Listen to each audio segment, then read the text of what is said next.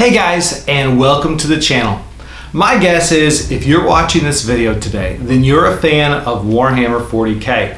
And if you're a fan of Warhammer 40K, that means that you are most likely well aware of what the Eavy Metal painting style is. One of the ways that we can tell if something is especially popular is how much people associate something with it. When it comes to the world of painting, especially when it comes to the world of Warhammer 40K, and even more so when it comes to Space Marines, we naturally associate the right way of painting them with the Eavy Metal style of painting them. The Eavy Metal style is a very clean painting style with very crisp edge highlighting.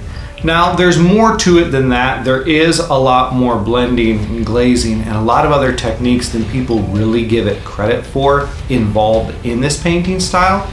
But if you were to decide what is it that is kind of the hallmark, what is it that people think of or visualize, whenever we talk Eavy Metal style, it's the edge highlights. And so when we think, how do you paint Space Marines? This is often how we think. Now, they do have a lot of these sharp edges, a lot of these things that lend themselves to this style, but sometimes it's nice to get out of the box and go, what is maybe a different way of painting? So today we're going to look at one way in which I paint my Space Marines that is completely different than how the Eavy Metal team does it. Now, part of this is because it's a faster process, and one of the things that I want to help with is how do we get our models onto the tabletop with more speed? How is it that we get quality paint jobs faster? Sometimes it's nice to just have different techniques. It's nice to have different tools in our toolkit in order to do things. Instead of going back to the well and only being good at one technique, instead of having multiple that we can decide between. And then sometimes it's nice to just change it up. That edge highlighting can get extremely tedious. It gets extremely old, extremely fast. So let's try a different style and see how good of a result we can get. So for what we're looking at today, it's the style in which I'm painting up my Raven Guards for my Space Marine Army project. And they're all being done in this style. I wanted to do something that wasn't going to be heavy on the edge highlighting, but also wasn't going to be done with an airbrush. So I decided to go with the dry brush. It's one of my favorite go-to techniques is dry brushing. I think it's relaxing, I think it's fun. It's kind of what I go to whenever maybe I'm stuck on painting or I'm not feeling terribly inspired. I find something that I can dry brush.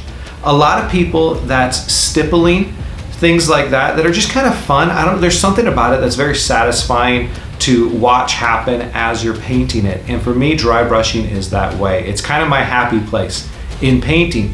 So we're really going to be doing a dry brush and a wash to get the armor 90% of where we want it to be. This significantly speeds up the process. Although we will be doing some edge highlights, they're really going to be select and they're not completely necessary. In fact, on a lot of my rank and file models, I'm not doing the edge highlights at all.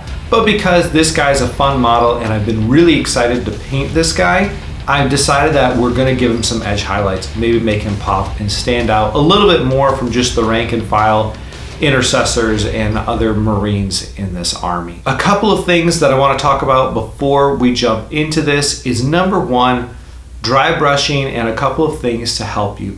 Number one, a good brush goes a long way. I use Artist Opus dry brushes. I find them to be the best. They are quite expensive. They're much pricier. You can go and get a makeup brush though at your local, whatever it is. For me, I go to Walmart and I pick them up. But wherever you live, find some place that sells makeup brushes and you can get some cheap ones pretty easily, and they do really well with dry brushing.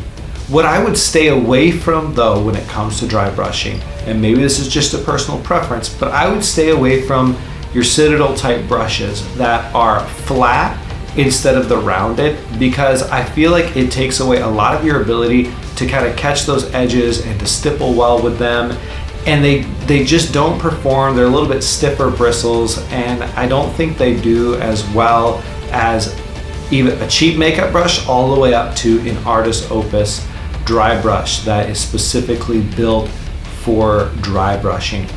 Make sure that as we dry brush, we use light touches. A lot of people come very aggressively off of it, and I think some of this is because when we dry brush, 90% of the time we're doing it on terrain, we're doing it on vehicles, something large where we want to cover a large area, and we're used to being pretty aggressive with it. But we want to have very soft touches and slowly build up that paint, because we don't want a lot of the streaking that will come with it. We don't want a gritty texture. We don't want anything like that, because we're doing it on a lot of these smooth surfaces like the pauldrons and the chest plates and things like that, where it's very easy to build up that texture or to streak it and it doesn't look good. So we want to do soft touches. The other thing that we're going to do a little bit different in this video is the way we paint his head. We're going to use not a lot of skin tones to it. In fact, I would say that I'm really not using any skin tone paint. We are going to use some sunny skin tone in there, but I normally don't use that as an actual skin tone. I use that as a way to kind of highlight, to mix into my other paints as I'm building up highlights. And we're going to start from a red base tone. This is something that I've seen really high quality painters like an Angel Giraldez use these techniques of painting, and I want to say it was one of his videos that inspired me to start painting skin this way a couple years ago. And since then, I found a recipe that I really like to paint in this style, where I start from a red and I kind of work my way into skin colors. I really like the definition. I like the contrast that it gives the model. But I encourage you, when it comes to skin, there's a lot of different ways to paint it. And although it's nice and easy to lay down a Bugman's Glow and then put some wrinkle and flesh shade in there and then use some Cadian flesh tone and hit a couple highlights and call it done, there's nothing wrong with that. That's a great way to get through it quickly. Start practicing, if you haven't before, painting skin tones to a much higher quality, using a lot of different paints. Maybe use some violets and some dark reds to create some shadows. Use something like an ice yellow to mix it in to make the face cooler and add some of that luminosity to it, and different things that you can do to kind of change the feel of the skin as a whole, because a lot of times we're drawn to skin. There's something about that, especially in a face, that naturally catches the eye on a miniature. So take extra time, learn to be good at painting faces, learn to be good at painting skin tones, and doing them in a lot of different ways. And that can really up the quality of your miniatures in a pretty, honestly, easy and simple way, by just focusing on learning to paint one specific type of thing. So with all that, let's go ahead and look at a way to paint a Space Marine that's not the Eavy Metal style.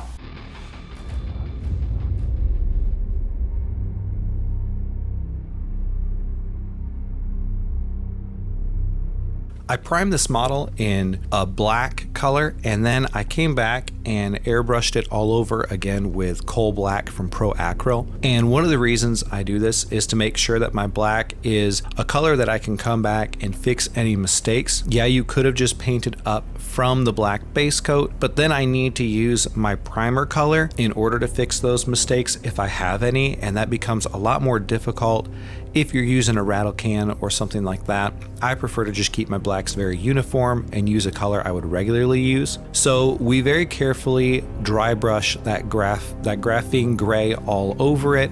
Make sure that we're using our soft touches. We don't want a lot of texture buildup. We don't want it to be very heavy-handed. We want those gradients to be pretty smooth. And then we're going to come over with this black wash, and we're really just going to tie it all in together and darken it all up in one stage. This takes care of any recess shading that we need to do. It takes care of it being too bright and vibrant, and it actually allows us to control a lot more of the color that we want to come through. So you can really push the highlights with the graphene gray pretty bright.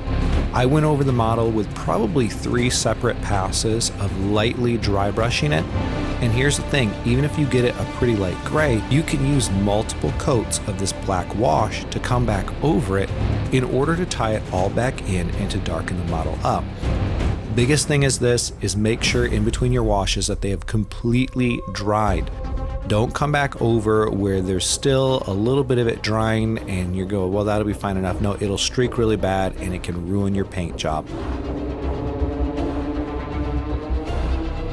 To really help sell this, we do some edge highlighting. Now, if this is a rank and file miniature, if this was just your regular Primaris Intercessor or something like that, maybe you completely skip this step. There's nothing wrong with that.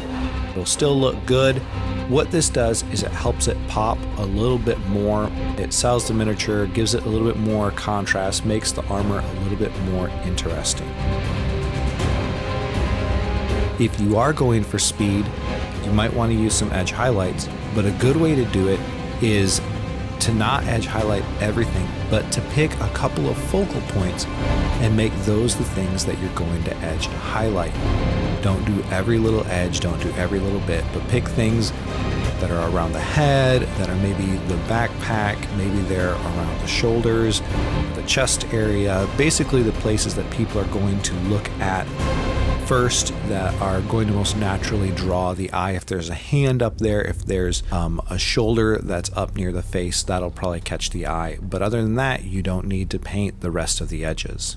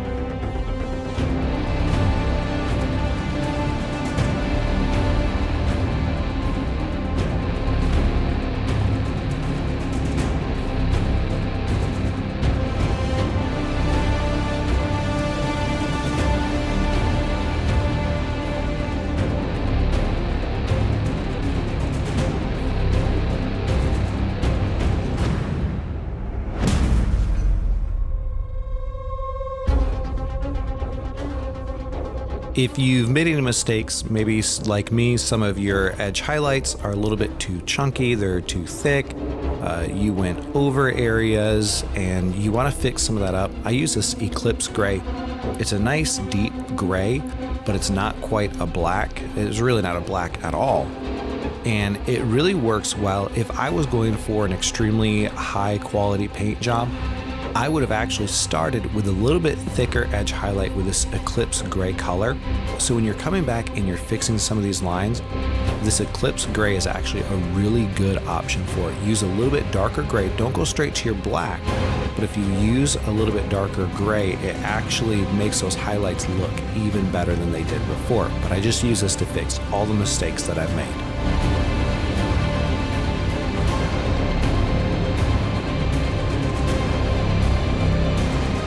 In order to differentiate between the armor and the undersuit, whether that's the ribbing on his stomach or on the knees and the back or his elbows, wherever it is, I use this rainy gray instead. It's a little bit more of a warm gray. It's got some, I think it's brown tones is how I would describe it. A little bit more of a dirty gray, and I really like it. For more clothing options, it doesn't have the brightness, it doesn't shine as much, it's a little bit dull, and I think that helps sell a little bit more with clothing without that brightness factor to it.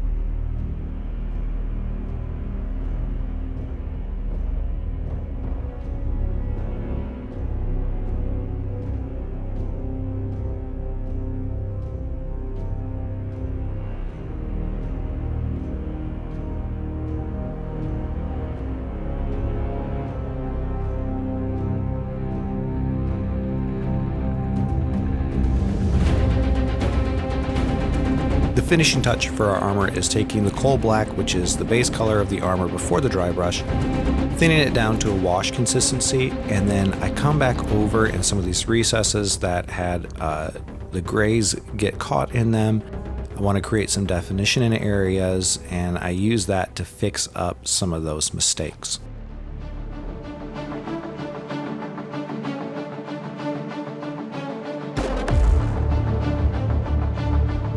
For the leather in this guy, I decided to do something that I considered both fun and pretty simple and easy, and that's just to do a lot of stippling with it. We're going to base all of this in the mahogany brown that we have here, and then with 3 other lighter browns in 3 separate stages, we're going to come back and basically going to stipple on each of these browns. We're not going to try to highlight anything really particular. We're not being too careful or too particular, but just using them, kind of being scratchy with them to give it a bit of a worn leather look and to kind of make it look a little bit more natural. And then finally, we'll come back with an Agrex Earthshade and very gently wash it back down. I water down my wash because I don't want to take away all the highlighting that we did, but I want to kind of make it all tie in, be a little bit more uniform, and have it work together a little bit better than I felt like it was. But it's a very simple process and really focusing on being scratchy to achieve that more natural look.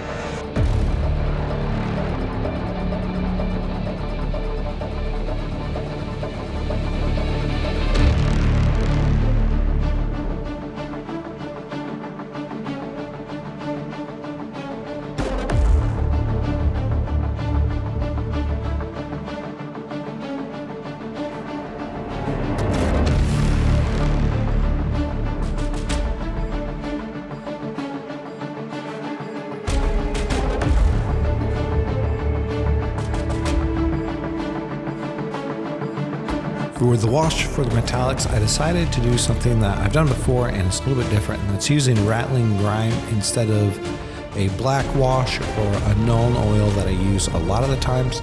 This gives it a little bit more of a worn metallic feel. It changes the color just slightly and makes it look a little bit dingier. And really I wanted to do this because with the black armor, I wanted to add some different color variation to the metallics rather than just black. And this rattling grime is the perfect way to do that.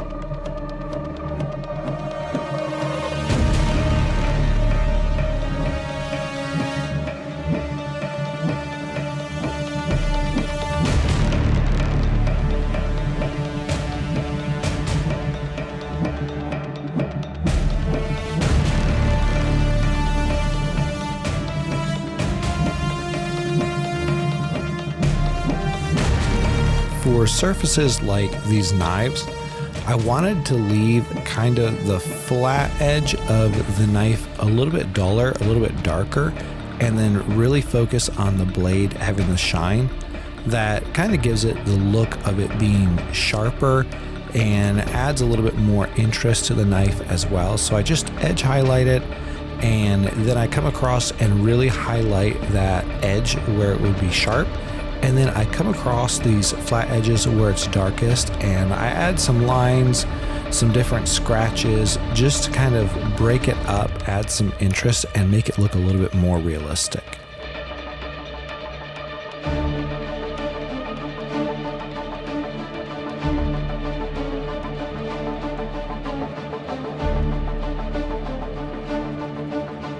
One of the tricks to doing metallics like this, especially in kind of your gunmetals, your silvers, things like that, is to make sure that your highlights, you're being pretty sparse with them and space them out well. Don't throw a lot of them on, but really use it to create those brightest highlights, to create those brightest reflections. And if you have a lot of contrast between your base color that you've already washed and that brightest highlight, it really sells it a lot more with a more natural metallic finish.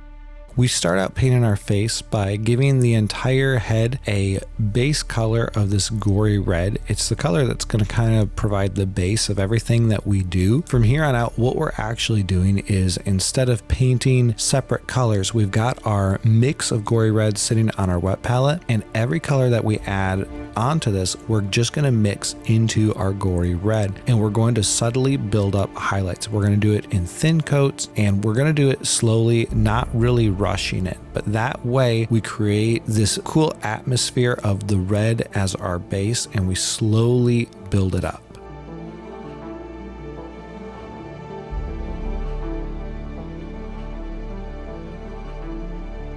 So here we are adding in our cadmium red. Once again, we're not painting straight cadmium red. We're mixing this into our gory red, and we're going to use that color in multiple coats, probably 3 or 4 very thin down coats, shrinking the area that we're going. Really, we're covering a majority of the head at this stage. But every time we go to a new stage, every time the highlights are getting brighter and brighter, we're going to focus them more towards the top of the head, more towards the cheekbones or the eyebrows. In this case, you might go towards the nose with a full face, but those areas that are going to catch light and are going to reflect the brightest parts of the skin tone the most.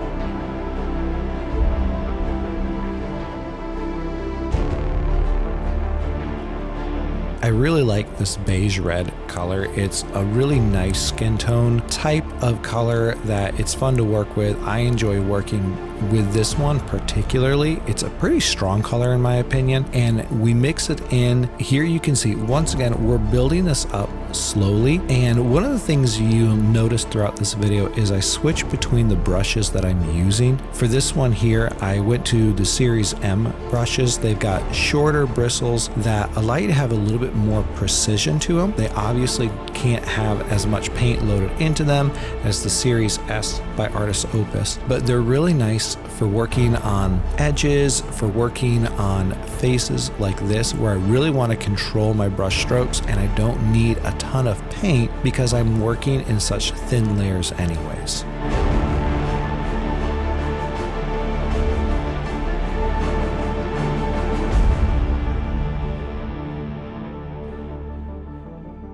There you can see me brushing off a lot of the paint that I already had on my brush, because here's the thing, if you have too much paint on your brush, it's going to really show as you paint between layers. It might not look bad at arm's length, but once you take a photo, you're going to realize how obvious those layers are between each of your different tones. So I wipe away a lot of this so that I can very slowly build this up in 3 or 4 different stages of painting.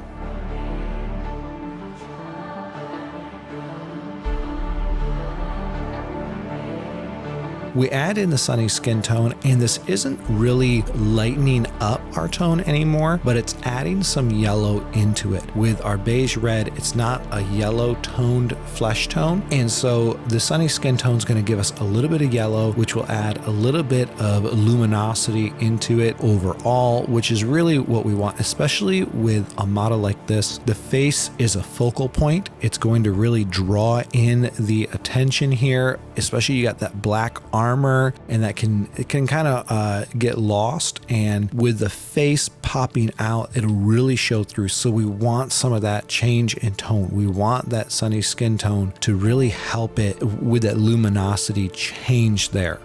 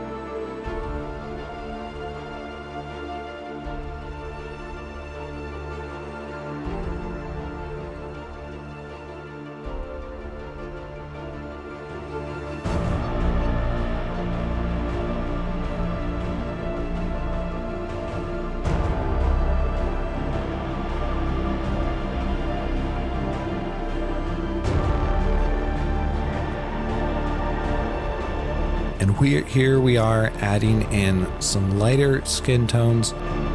Once again, really shrinking down the area that we're covering, really focusing on just the brightest parts of it. And once again, slowly building this up. If you're in a rush, it'll look fine from a distance. Just like if you did Bugman's Glow, Reclaimed Flesh Shade, Cadian Flesh Tone, that looks fine. There's nothing wrong with that method. This is if we're trying to level up painting faces. And I'll tell you that this right here, what I'm doing, didn't take me a terribly long amount of time because I really didn't spend a super long time blending and coming back with glazes. I didn't do any of that, but just taking our time to focus on where those highlights are and painting it up slowly.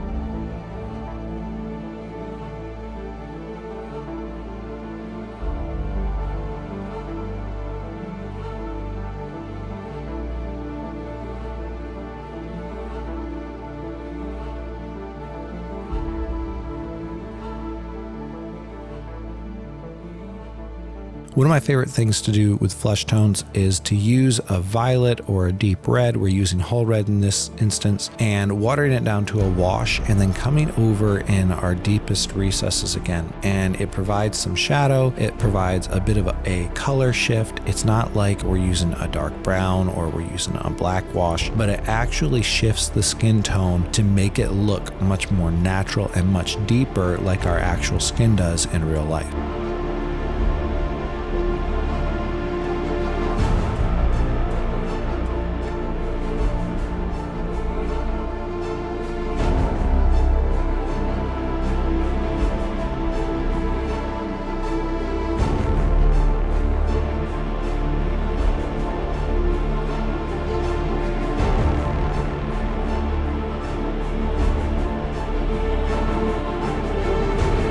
Spent a lot of time debating the colors I really wanted to do on the Carapace, and to be honest, I wanted to stay away from purple because that's kind of the popular one right now. That's what the box art shows, and there's a lot of purple going around for Tyranids. But the more I looked at different colors, I needed one that was really going to complement what I was doing, and I didn't want it to clash with the paint job. I wanted it to be kind of a fun, different color than the armor, than the actual, black and red look of the Raven Guard. So purple, I decided, was going to be a pretty easy option. I already knew the paints I wanted to use the moment I decided on purple, and they're kind of fun paints. I enjoy working with this violet, the sunset purple we're going to use, and building these up. Not worried too much about having a high quality, as I wanted to focus more on the Marine himself than on this little piece of Carapace that only this model in the entire army is going to have.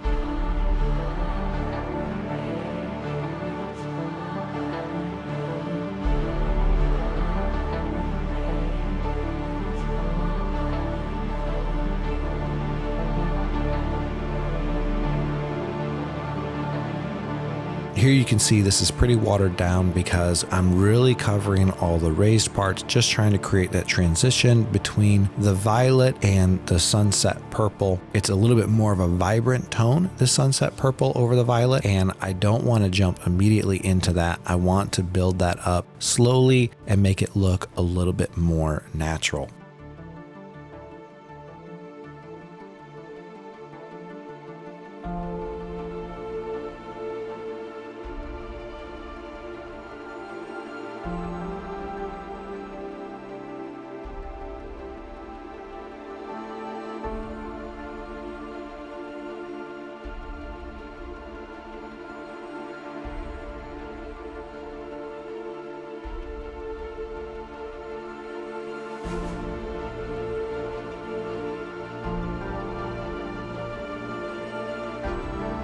After the initial watered down sunset purple has gone on, I come on with a little bit stronger consistency of it and reinforce some of those areas, build those highlights up even stronger. This is a good method if you're highlighting pretty much anything, is use your highlighting color in a watered down version to create kind of a glaze, a heavy glaze to start that transition. And then once that dries, come over it again with a less watered down, stronger version of that highlight color, and you naturally build some good transitions just like that.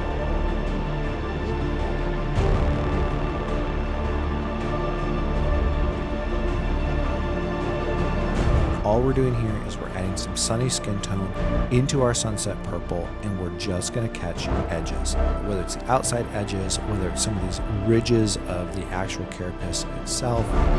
Just grab some of those, make it brighten it up just a little bit. We once again don't want this to be the defining piece of this miniature. I don't want this carapace to be what draws the eye. I really want it to be the face. I want it to be the black armor that really is what makes you look at this model. And I wanted the carapace to be a complementary piece to that. So we're not going to go crazy on this. We're going to keep it simple, make it easy, but also make it look nice.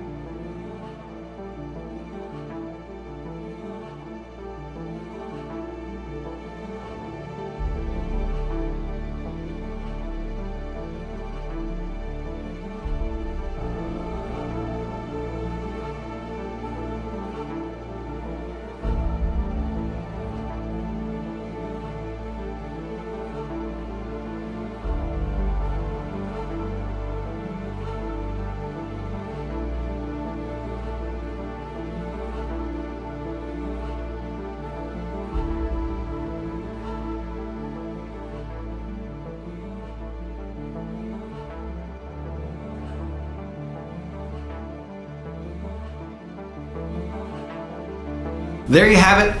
Simple, quick, pretty easy. Honestly, it's not a complicated painting scheme.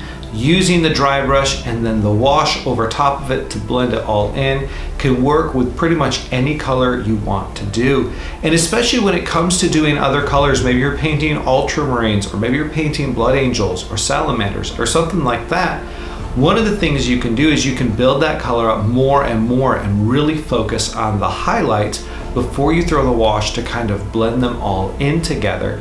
And it does a lot. We could have done that with our armor, but I really wanted to keep it a black color. I wanted it to really seem like it was black, even though we put a lot of that gray into there. We boosted that color up. We gave it some definition and some contrast.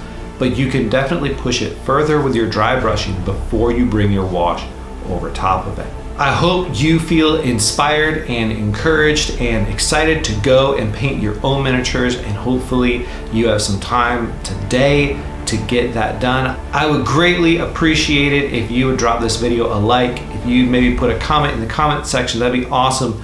Most of all, if you'd hit that subscribe button, that would be amazing. That helps the channel out more than you know. It costs you nothing and it is greatly appreciated by myself. Thank you so much for watching. I hope you have a great day. Until next time, I'll catch you guys later.